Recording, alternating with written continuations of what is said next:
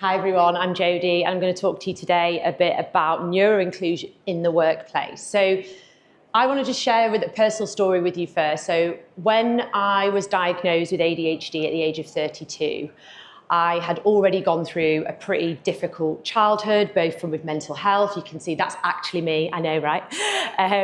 Through childhood, then through law school, and then all the way through my early legal career. And part of the reason that I was struggling was actually because of undiagnosed ADHD. And I was really fortunate to have built my own law firm, actually, by the time I had been diagnosed. So it meant I was in a really safe environment where I could talk about my needs as a leader, because often we forget that leaders also have needs. But also, I was able to talk to my team about, obviously, those needs, and then vice versa, ask them what they needed to better understand how we could support each other. So I was really lucky to have created that psychological safety, but we know that so many people just don't have that in law firms. So many people don't have, whether it's the psychological safety or the trust that when they do disclose their mental ill health or their neurodivergence, that it will be dealt with in a way that is supportive of them. So for me, for many years, masking, I suppose, worked until it didn't. And that mental breakdown that I actually suffered in 2017 was really a catalyst for self-discovery for me to try to understand how I'd got to that point. So I did have a mental health issue. I still do. I still have anxiety, still have PTSD. But because I was masking so heavily around my neurodivergence, I wasn't able to see the impact that that was having on me. So unfortunately for me, it did take a complete mental breakdown to discover that, and still very much on the journey of self-discovery. But what I want to talk about here is how this is so common for lawyers. Masking in the legal profession is a huge problem. And if we think about the culture of law, it doesn't really give much space for difference, does it? We expect everybody to be perfect. We have a real strong culture of how many hours can we bill, and we have to work really well under pressure and be able to deal with lots of activities all at the same time. So what do us neurodivergent folk do? Well, we mask, we continue to mask, we overcompensate, and often that doesn't leave a lot of energy for even survival, let alone things like creativity and innovation and socializing. So what's the cost? Well, the cost is burnout. The cost is a mental breakdown. The cost is losing really, really good lawyers, both from the legal profession and forcing them to leave their legal careers. So often what we find is lawyers will continue to mask because that psychological safety isn't there. And I'm really, really grateful that I didn't leave the legal profession and that I was able to create something for myself. But I know so many lawyers that aren't in that position. So what are we going to do to change it? What's the solution? How do we create psychologically safe places where everybody can show up as their true self, where we can all, and if you'll pardon the pun, thrive, because that's the name of my law firm? I don't have very long. In fact, how long have I got? I'm halfway through, so I better hurry up. So I've got 3 things that I want to just run through with you today that hopefully you can take away some really, really easy things to action in your organisation. So the starting point for me is communication. How do we communicate? Now, when we're neurodivergent, the differences are much bigger, but let's be frank, we all have communication differences and preferences. So if we start by being a bit more human and asking people, how do you work best? What helps when I'm giving feedback? What's the best way to do this? If we really start to think about how we approach that, rather than just assuming everybody thinks and works in the same way, or assuming because someone's responded in a particular way, that is how you would have responded, or actually they're wrong or you're right. So at Thrive, we've created our license to thrive. I don't know if anyone's heard me speak about this before, but it's essentially a document that describes as a leader what I need, but also what everybody else's needs and preferences are.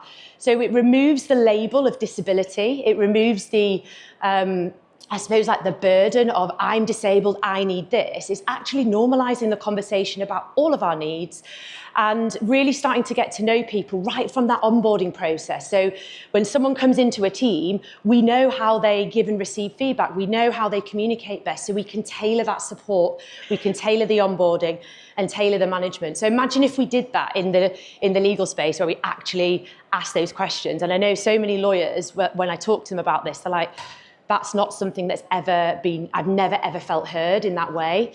So think about how we communicate, because that doesn't just help neurodivergent folk, it really helps the whole organisation. The second is tech.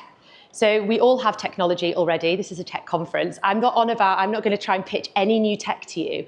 What I want you to think about is, what technology do you currently use, and are you using it in a way that is accessible and inclusive? And what I mean by that is, on Teams, do you use the closed captions? Do you allow for AI note-taking, transcriptions? Are you using the accessibility functions? Game changer for me was, and my team will know I love a voice note, but some people hate a voice note. So thinking about how we use technology, so can we voice note, or can we use technology to perhaps dictate? Now, old school lawyers will remember the little tapes we used to have and used to dictate, and a human being used to type it up. Now, in your iPhone, you don't need to pay for really expensive technology. It doesn't matter the size of the organisation, you can dictate, and 90% of it will probably be right, unless you have a really strong accent, which sometimes happens to me when I'm in a very Yorkshire mode. And think about as well things like Asana or project management tools. Often lawyers are expected to manage lots of different things, and coming back to the communication point, it's not always clear who's supposed to do what when. So when we have these project management tools, it really does help to, first of all, get it out of our heads so we're not feeling as overwhelmed, but being very clear then what's expected and when. And leadership, I mean, obviously I'm stood on the stage here talking as a leader, and for me, I actually think this starts with leadership. It's really important that leaders don't assume how we think, learn, process information, how we communicate, because those are the leaders that are going to lose people in their team. It's inevitable that people who don't feel heard, or where their behaviours are assumed, they're not going to trust the leadership. But those leaders who either act in a way that's vulnerable, or show a level of unmasking, or create that psychological safety in other ways, they're the leaders that are going to create that psychological safety for people to also unmask, to feel safe enough to do that. So the final point, well, before, I've got one more point, but the final point I wanted to raise was really thinking about celebrating the difference as a strength, rather than constantly looking at neurodivergence as a lack or a deficiency or a problem. Because actually, if we put those lawyers in the right roles and we put them in the right environment, they will thrive. So what I wanted to do, right, I know I've got 30 seconds, but I have a short letter that I wanted to read, which was a letter to my younger self, which actually I found the other day because I was doing some therapy, which, by the way, no shame in therapy, folks.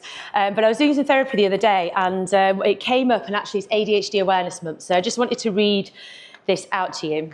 And I want you to think, while I'm reading this, what would you say to your younger self?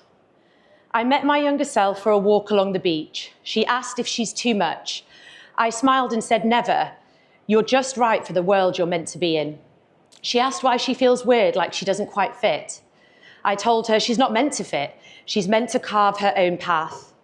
She asked why she's always been told to sit still, stop talking, stop feeling so much.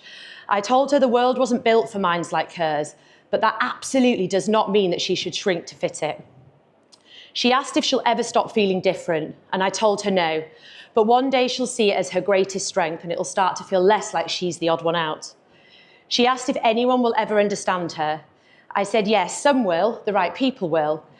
When they do, she'll finally feel at home. She asked if she'll ever be happy. I told her yes, but not in the way she expects.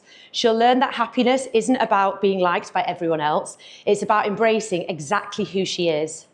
She asked if she'll ever find a place where she belongs, and I said she won't find it, but she'll build it. And then I promised her that one day it would all make sense. Until then, she just needs to keep going. Don't ever give up, stay in your lane and trust your gut. You've got this, you are enough, and you are loved. Thank you.